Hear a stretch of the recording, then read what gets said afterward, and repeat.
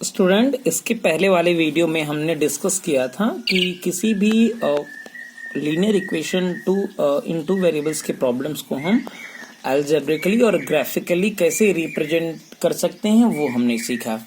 एक चीज और मैं बताया था कि लास्ट में कि ग्राफिकल सॉल्यूशन भी होता है, तो वही आज का हमारा टॉपिक रहेगा। तो चलिए कहते हैं कि जो इक्वेशंस होते हैं a1x plus b1y plus c1 is equal to 0, a2x plus b2y plus c2 is equal to 0। इसके ये जो system of pair of linear equation into variables है, इसके कुछ कॉमन आंसर आते हैं और इन कॉमन आंसर को बोला जाता है सॉल्यूशन। ये कितने होते हैं? तो इस पूरे आपके एनसीईआरटी के सिलेबस में लीनियर इक्वेशन इनटू वेरिएबल को सॉल्व करने के लिए 4 मेथड है। पहला जो मेथड है वो है आपका ग्राफिकल मेथड, दूसरा है आपका सब्स्टिट्यूशन मेथड, तीसरा है आपका एलिमिनेशन मेथड और चौथा है आपका क्रॉस मल्टीप्लिकेशन मेथड। ये 4 आपके यहाँ सॉल्यूशन हैं और इस मेथड की, इन चारों मेथड की अपनी अपनी ये खूबियां हैं, अपनी अपनी ये खूबियां हैं, अपना अपना प्रॉज है, अपना अपना कॉन्सेप्ट की। वही कि किसी क्वेश्चन में एलिमिनेशन का यूज कर लीजिए तो अच्छा रहता है, किसी में सब्स्टिट्यूशन करेंगे तो बड़ा लेंदी होगा, आंसर आएगा लेकिन बड़ा लेंदी होगा। तो जैसे जैसे आपकी एक्सरसाइज बढ़ती जाएगी वहां मैं ब्रीफ करता चलूंगा कि कब आपको एलिमिनेशन यूज करना, कब सब्स्टिट्यूशन मेथड यूज करना है। तो यही आज का हमारा लेसन है, यही आज हमारा टॉपिक है, सॉरी।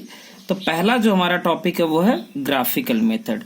तो ग्राफिकल मेथड समझने के लिए हम एक्सरसाइज 3.2 का एक प्रॉब्लम लेते हैं। आप लोग के पास बुक होगी तो उसमें जो पहला उसका प्रॉब्लम गिवन है वो कह रहा है कि क्लास 10th के 10 स्टूडेंट ने किसी मैथमेटिक्स क्विज में पार्टिसिपेट किया जिसमें गर्ल्स और बॉय दोनों इंक्लूड हैं, और उसमें एक कंडीशन और दे रहा है कि अगर नंबर ऑफ गर्ल्स जो हैं वो नंबर ऑफ बॉयज से 4 मोर हैं, ज्यादा हैं, 4 अधिक हैं, तो इस सिचुएशन को ग्राफिकली रिप्रेजेंट करिए, फिर इसका सॉल्यूशन भी बताइए। ध्यान दीजिए 3.1 में हमने केवल ग्राफिकल रिप्रेजेंटेशन पढ़ा था, अब जो है हम इसका ग्राफिकल सॉल्यूशन भी ढूंढेंगे। तो कैसे ढूंढेंगे?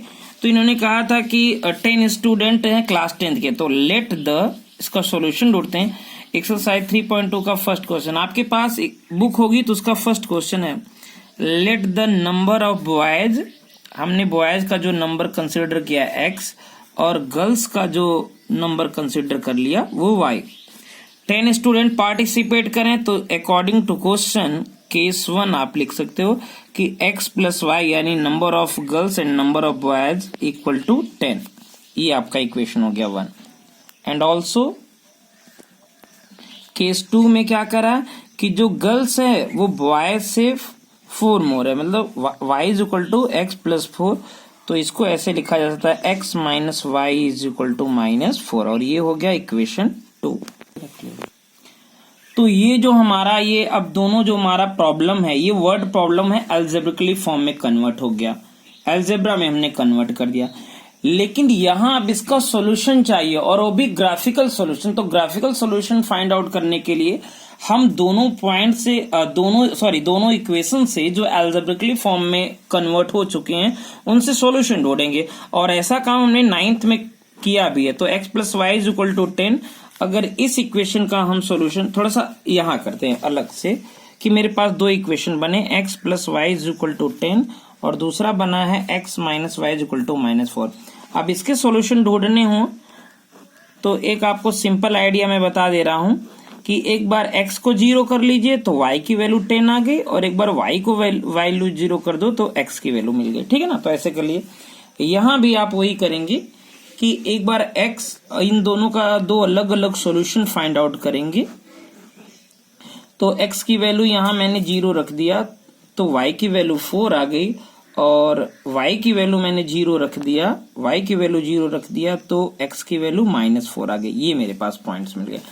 अब क्या करेंगे, इसको ग्राफ पे प्लॉट करेंगे। अब मैं इसको अगर ग्राफ पे प्लॉट करूं तो जैसे आपके पास ग्राफ पेपर होगा यूज करेंगे 1 2 3 4 5 6 7 8 9 10, ये एक्स एक्सिस का और ये एक्सिस के नेगेटिव में हो जाएगा। 1 -2 -3 -4 -5 -6 -7 सो ऑन, ऐसे चलता रहेगा। ये 1 2 3 4 5 6 7 8 9 10। देखिए मैंने विदाउट स्केल इसका यूज किया, आप जब करेंगे तो विथ स्केल आप -2 -3 -4 -5 ऐसे सो ऑन। तो पहला जो इक्वेशन के जो पॉइंट मिले वो 0 10 मिले। मैं x की वैल्यू 0 है तो y की वैल्यू 10, मतलब यहाँ कोई पॉइंट मिलेगा। दूसरा है x की वैल्यू 10 है, y की वैल्यू 0 है, मतलब ये पॉइंट मिलेगा। अब इन दोनों को ऐसे ज्वाइन कर दीजिए।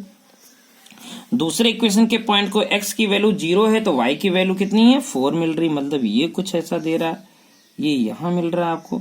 x की वैल्यू 0 है तो y की वैल्यू 4 है। और दूसरा है x की वैल्यू -4 है और y की वैल्यू 0, तो यहाँ अब इस पॉइंट को कहीं एक्सटेंड करेंगे तो ये इस तरीके से इससे मिलेगा।